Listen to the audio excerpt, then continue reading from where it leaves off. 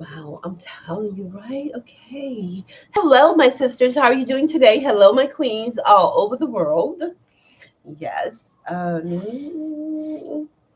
have a beautiful story for you today. And this story is beautiful. It's about a woman and her relationship that she broke up with the oppressor and how she found love with Jesus. Okay. Now it's modern, so I want you to get into this. Okay. So there was this beautiful woman, and she had been in a relationship with Satan for a very long time. And throughout the years, he had bound her with chains around her neck, her wrists, and her ankles were bounded to him. And it grounded her. The gravity and the heaviness of these chains kept her in one space in mind. So at first, when she started to go along with him, she was driving the car and then he took the wheel. Okay. And then she found herself bound by the rules of this world and she wanted to escape. She tried so many attempts to escape Satan's grip, and every attempt she tried did not work because she was trying to do was going out, like trying to inflict harm to herself, and that's a no-no when there's a calling on your life. And at that time, she did not know that there was a calling on her life. Okay, so here she goes. She's walking around with this heavy chain, a yoke around her neck, around her ankles, around her wrist. So he's able to pull her in all these different directions, wherever he want her to go. He had gotten into her flesh with a demon substance, and her flesh woman craved it. Her spirit woman would sometimes come up and rise up in her and remind her of the days that she was a little girl and she was going in the doors of the church with her mother and aunts and cousins and her uncles. So one day, while she was wandering around, she ran into a saint and she told the saint what her situation was, how she was so addicted to this demon substance. And she knew that Satan had a yoke around her neck and her elbows and ankles and wrists and everything, and he was pulling her in all these different directions. Okay? So, what the saint told her was, look, there's a guy named Jesus, and he can help you. He can break all chains with his name. Just call his name, and he will break all those chains. He'll break the chains around your ankles. He'll break the chains on your wrist. He will break that big chain of that yoke around your neck. Just call his name. And so she started to call on Jesus' name. And she would, every time she would call him, he would break a chain. So he broke the chains off of her ankles, her elbows. He broke the chains off of her wrists. He broke that big yoke from around her neck. He snapped it. You see, he got keys to chains, okay? And he got keys to heaven and hell. No one else does, okay? So, being that way for all those years, bounded by Satan's chains and grounded to this world, when she called on Jesus, he set her free. What he did was, he took her in his arms because he's very gentle, and he wrapped her up with love. He wiped away her tears with his hair. He washed her with his tears as well. And he dried her with his hair. He took his hand and he placed it on her heart, and all the shattered pieces just came back together. And it formed a nice, warm feeling on the inside. And it started to warm her up, warm her soul. And she felt so good. So after a couple of weeks turned to months, and then some months turned into 6, and to 9, Satan got very agitated because he couldn't find her in any of the places where he knew she would be. She wasn't in any of those places. So he called to his boys, and they came to him, and they said to him, Master, what is it that you need? He said, I need for you to go and find her. Now, her could be any woman. I used to be her. Her is any woman who is bound by Satan's chains and his yoke around the neck. So he went and told them to go find her. And they went to look for her. They could not find her. So they came back and told him, Master, we cannot find her anywhere. We went to all the spots that you said that she would be, and she's not there. Then he said, go to her house. I want you to look around and see if you see her in her house. So they went to her house, and when they got a little closer, they can hear her laughing and laughing and playing music of spirits, spiritual music, the gospel, and everything. She was even in there writing her own gospel songs and talking with Jesus. And they heard this, and they went back to him, and they said, hey, she was in there and she was happy. And so Satan says, what? She was happy? And he said, yes. She is so happy. She's singing and everything. Go back, Satan ordered them. Go back to her house and see who's making her so happy. So they went to her house and looked in the windows, and they could see no one, but they could feel a warm feeling that even them themselves wanted to feel all the time. And they went back and they said to their master, Master, we didn't see anyone, but we could feel the presence of something wonderful. And Satan snapped, wonderful! Go get her and bring her back. So they went again in search of her. Yes, she was still there.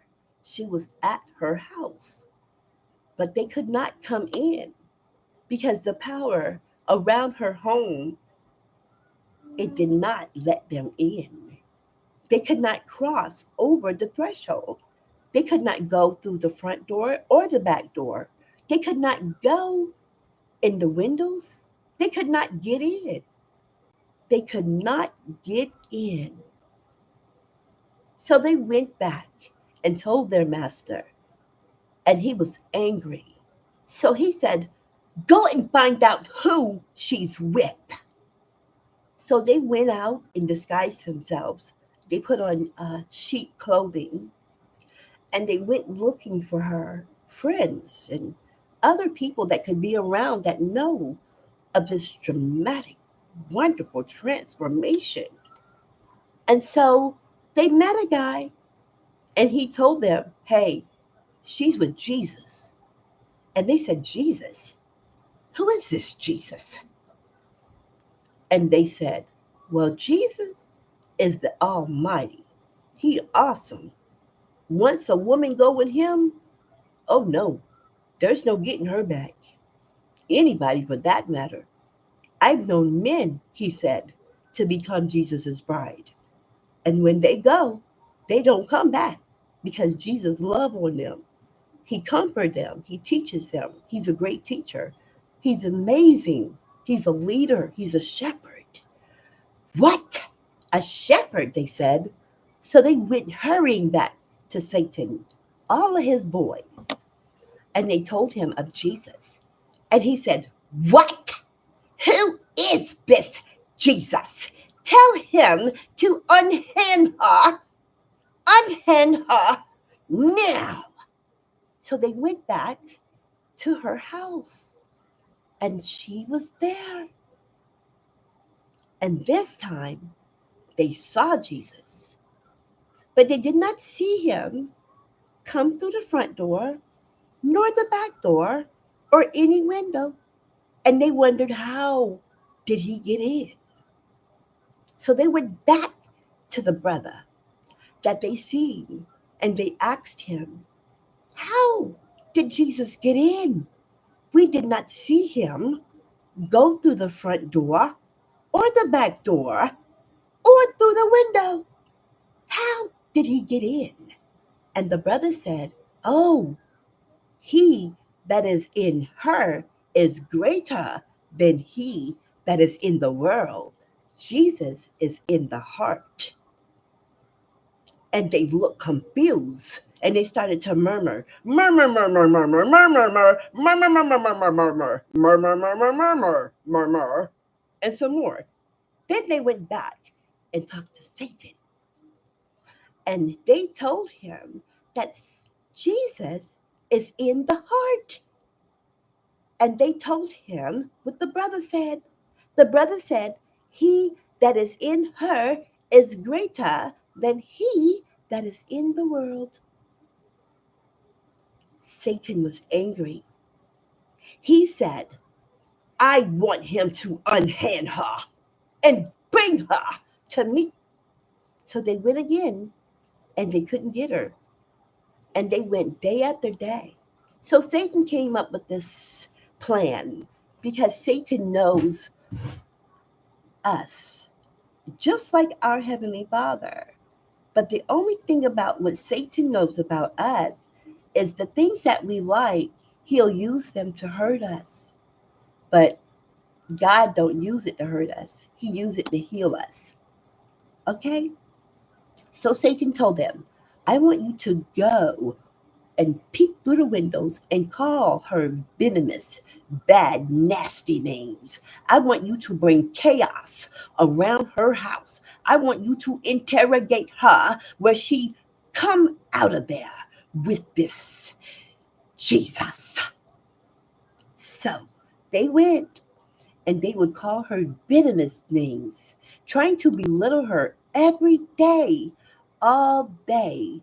He had them to get themselves so close where they could almost be attached, but they cannot get that close. You see, because Jesus has a power beyond anyone's understanding. And even demons themselves, they know better than to try him or try to cross the threshold. He is the actual line in the dirt that they cannot cross. So, anyway, Satan tried other ways. He tried to hurt her with the love of her life, because he knew that she loved hard and she loved for real. So, he put a man in her life to hurt her. And when he did that, Jesus still was there to heal her broken heart. And then he started to teach her what to read in the Bible. He started to tell her, do not believe in false prophets, do not follow them. And a false prophet could be anyone, it could be anyone. So then she began to read Jeremiah. She began to read John 15. She began to read the story of Moses. Oh, she found out that when the enemy is after you, God will create a storm in their life that they cannot get across. They cannot get through the storm to get to you, any of you, daughters of the Lord. None of you. So he tried, though. He wouldn't give up. And he kept on. And then years went on, and years went on. And she was able to withstand the temptations of the enemy trying to penetrate her heart, her house, everything that she had. He had her, she would have to come out because she had to tend to business. And at first, she was a little shaky, but Jesus reminded her, I'm with you. I'm with you everywhere. And I have Michael and Seth and Gabriel to follow you everywhere you go, along with surely goodness and mercy. They will follow you every day. And they did. Everywhere she went, to the school, to the doctor, to court, everywhere she went. Surely goodness and mercy followed her. Seth, Michael, and Gabriel was around her and protected her. And the enemy would try so hard to get at her. Oh my goodness. And being that she was human, at that time, she would clap back. But when she started to be being, a human being, powerful and with purpose, she became powerful. And see, the enemy himself knew that she was a powerful threat. And that's why he rode her all those years. He rode her hard so he could make her give up, so that she could take her own life, so that she could get into a situation that was so sticky that she would be stuck in it. But he could not do it. You see, what Satan does is he will take the name of a beautiful woman, any woman, because we're all beautiful, okay? Beauty in Jesus' eyes is in our struggle, is not what we look like, okay? He don't worry about that. It's your inner beauty that counts, okay? So he knew, see, what the enemy would do is take a name of a woman and it'll be like a ruby in the nose of a hog. And that hog would rub her name all in that mud and get it all dirty, dirty, dirty. It would be filthy. Can you imagine a beautiful, rare ruby or a diamond, a emerald in the nose of a hog? This hog is a dumb animal, so he does not recognize that that's a diamond or a ruby or an emerald. He doesn't. All he knows is he gonna put that nose in the mud and eat slop. And that's what Satan does to God's daughters. He dirty up their names. He try to ruin their reputations. And there are other females that will help. Oh yes. But when you know who you are and when you are chosen and anointed, the enemy cannot mess with you. He can say, he could say whatever he want to say about you. He could try to rub your name in the mud, but there is no stain from sin that can keep you away from him. No stain. There is no stain from sin. Say that with me. There is no stain from sin that can keep me away from him. No matter how deep it is, my Father promised he will cleanse.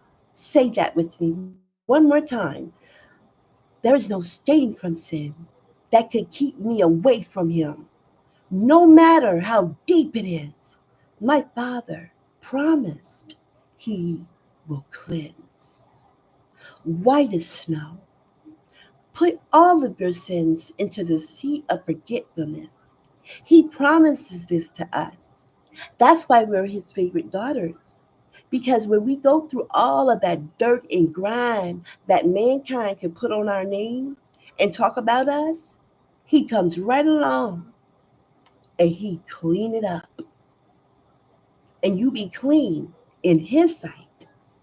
Don't worry about mankind's validation. They're going to always remember your bad time, your dark days. They cannot handle the new you. Okay. So when Jesus came and took her out of Satan's grips, bounded by his chains. of circumstances and situations and drama, chaos and confusion. And he took that rage out of her and he replaced it with love, healing, inner peace, peace of mind, focus, and vision, belief in him, faith in him, and loyalty. He replaced it with all of those wonderful things. Satan cannot get her back. No matter what he had tried to do, whether if she had died or lived, she would not go back to Satan.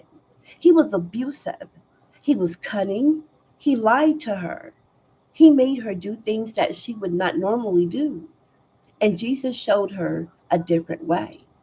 And he introduced her to sobriety. Now, sobriety is just like Jesus in a sense, because Jesus stand with his arms wide open, waiting, because he's a gentle God. Sobriety does the same thing. Sobriety stands and she waits for you with her arms wide open. And when you go with sobriety, oh my gosh, she does so many things for you. She strengthens your mind. She gives you strong self will, strong self worth. And sobriety in itself, when you have that, is self worth because you recognize it. Because look, you're in sobriety. So you know that you are worth something, girls. Nothing can stop you now. You're on your way. And sobriety makes you focus. You start to focus. You start to live better. You do better things. You think better ways. Now, the enemy is not going to go. He's going to keep on egging at you. See, he'll get people to try to bring the bad out of you. Oh, yes, he will. He will tailor make them. And they got to do some ugly things to get you to act bad. I mean, they got to make themselves miserable just to get next to you.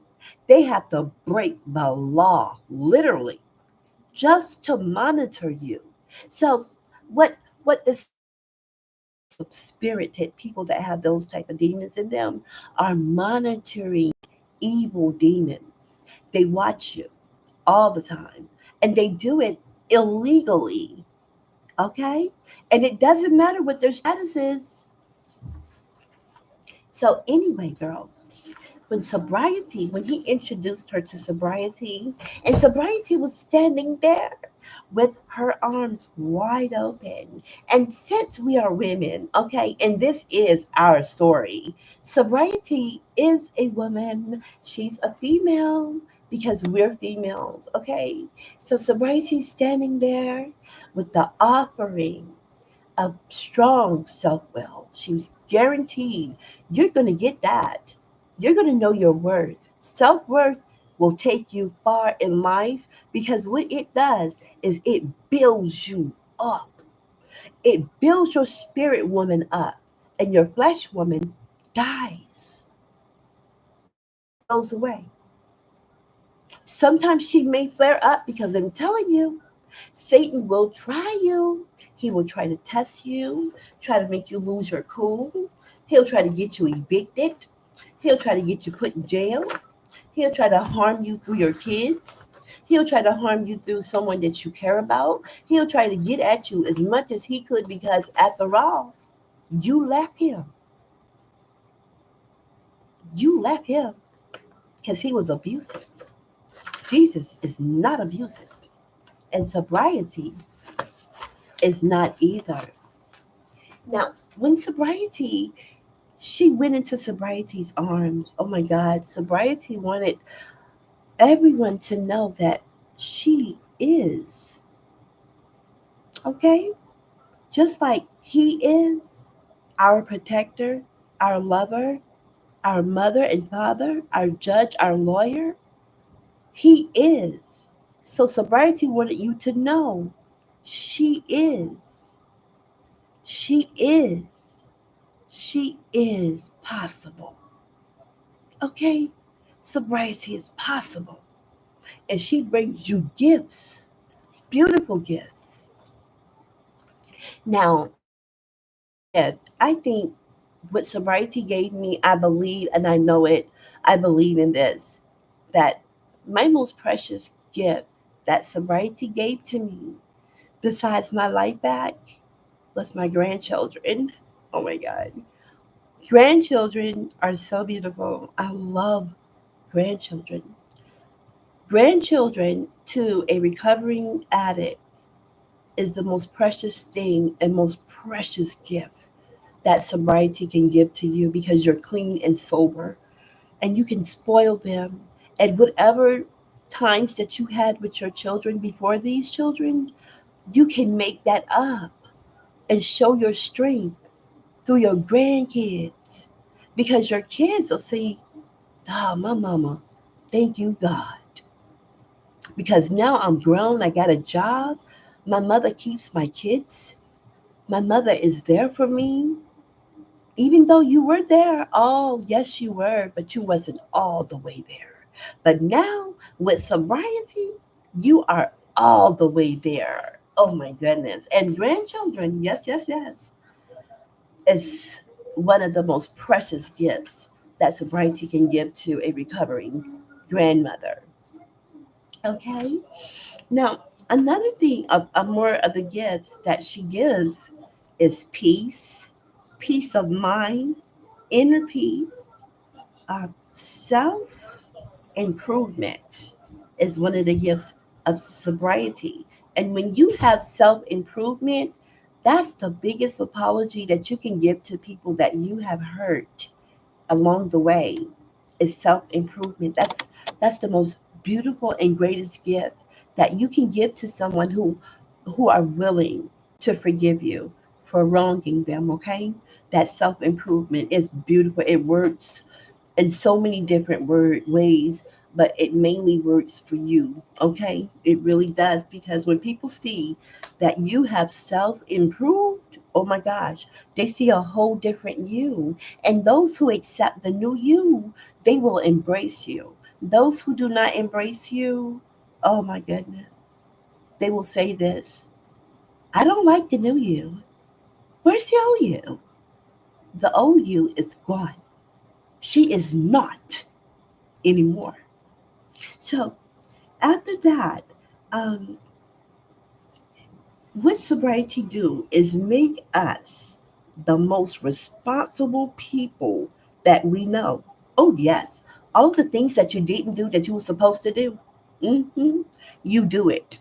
You do these things. You will take that student handbook, sit your children down or grandchildren, and read it from the front to back. Okay, that's how responsible you'll be. Besides paying your bills and taking care of yourself, being selfish with yourself, pampering yourself, loving on yourself, and forgiving yourself. Sobriety brings all of that with her in her big old gift bag. She does. Um, what she gives us also is a new life and a new lifestyle. Yes, the lifestyle that she brings to us, guys, I'm telling you, oh, it's a beautiful thing. It's a beautiful thing. She also gives us better living, um, better than the person we used to be is basically what it is. When she gives us the gift of better living, let me tell you something. You could be in the most chaotic place. You could be in the middle of Beirut. It'll seem like, but because of your better life and better living, your new life, your new lifestyle, your inner peace and peace of mind, it wouldn't even matter because the enemy can't penetrate. He cannot. He can't do any of those things he used to do to you because now you know what his game plan is. You know that when he quiet, he up to something. You know that you're going to be doing so well, so well. We have some little brothers that sing a song called Ball So Hard that people be trying to bring me. That is what he gonna do. And that is crazy, but yes, he's trying that. Believe it. Um, Other things that sobriety bring is a better sense of self-worth. And I said that before, but sobriety in itself is you recognizing your self-worth. Oh yes. Oh yes, my sisters. It is so awesome. Sobriety and her legend is so awesome and it is wonderful. And and we, when we share these stories with our sisters, the sobriety police, and when we do that, um, we're giving God the glory when we tell our story, and we do it with purpose. Okay, and that's another thing that sobriety does.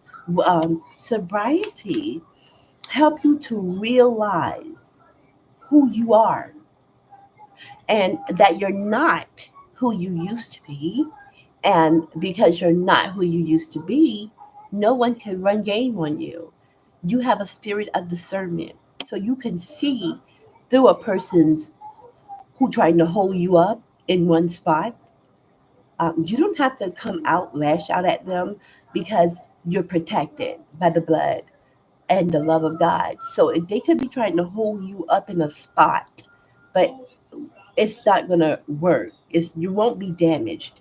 Okay, you won't, and you'll be able to see through people. Um, and a lot of people get shook up when they see the realness in us, and we're not afraid to tell our testimonies. Okay, and when that happens, we shake up some fake people. Fake people, they melt like plastic in front of a fireplace when we come into a room because you know they got to put on a mask. But if we standing before them with all of our strength and our sobriety, we make them feel small because of what they're trying to do to us. Okay, so that's why it's important to show them who you are, so later on when they look in the mirror, yeah, you know it, they can see who they are, of course. um, And as we go along with the gifts of sobriety, sobriety turns our pain into purpose and our purpose into power. Oh, yes, it does. And we have a purpose, okay? And in our pain, we have no shame. That's another star by our name. Um, in our Heavenly Father's grade book, that star in the check in the A plus is the fact that we give him the glory through testimonies. Everyone does. Everyone. Anyone who tell a testimony, they're getting ready to get a star, smiley face, a check, and an A plus by their name in his grade book. Okay, because he's the greatest teacher, the greatest father. Oh, yes, he is. Um, Another thing that sobriety gives to us, what it will do is to make us women who are focused. Okay? And I'm going to elaborate on that when I say focus. See, when we get the gift of focus from sobriety, what that entails is the fact that we will be able to focus on those who understand us and ignore the ones who misunderstand us. You understand? Yes, I know you do. Let me see it one more time. Sobriety give us women the gift of focus, and we're able to focus. That's we can focus on people who understand us and ignore people who do not understand us. They're not our audience. They do not need a doctor. They do not need a therapist. They are there just to criticize and belittle. And we have no time to pay attention to that because we are focused. That's a beautiful gift of sobriety, is how sobriety will have you focus. Now, that's not going to stop the haters from trying to distract you. They're going to do that. But now that you know the story of her, and if her was you, then you got the power, girlfriend. You got it, my queens. Yes, you do. Oh, yes, you do. Now, uh, if you are, are like me, then you did go to the school of hard knocks, and you did graduate from the College of Pain. And that's why we are misunderstood by those we ignore. And of course, our haters will misuse our names. They'll put things on us that we've not done. They will try to bring out the bad in us. The enemy will make them do these things. And they will have an audience. But let me tell you, I told you, they will even break the law just to see what you're doing. Those are monitoring evil spirits. Okay, some people in the around the world call them warriors. They could do that. It's easy for them to do because, like, Satan, he target people that he can use who have unresolved issues, who are in denial, who are afraid to face the facts of who they are, who want to fit in anywhere, any kind of way that they can. Okay? So that's when the illegal part come in, and those are consequences that people have to face with mankind's law. Okay? Because mankind has laws too, and they cannot be broken. And the laws of God cannot be broken either. So, with your free will, you choose freely to be the new her because you've heard the legend of sobriety, how she works, how the enemy will take and try to destroy your beautiful name, your reputation, and everything. The enemy is not powerful because of the quantity of haters that he can gather up. He not. He's pitiful, and so are his followers. They're not powerful. They are pitiful because they are so induced with ignorance by the enemy because they are having issues that are unresolved in their life. They are denial ridden all the way, all up and through them. And they have to put on a front for people, you know. They have to act a certain way. And when we step into any atmosphere, we assert the real who we are. And we'll tell the world what our Father has done for us. We'll tell the world our testimony. Oh, yeah. And how we get paid in breakthroughs and blessings, you know. So that's why the sobriety police is very important. It is very important what they do, how they talk to our sisters in recovery, how they have to come out when they are called. We will, if you call us on the phone and you need to be talked to, you need to be loved on through that phone.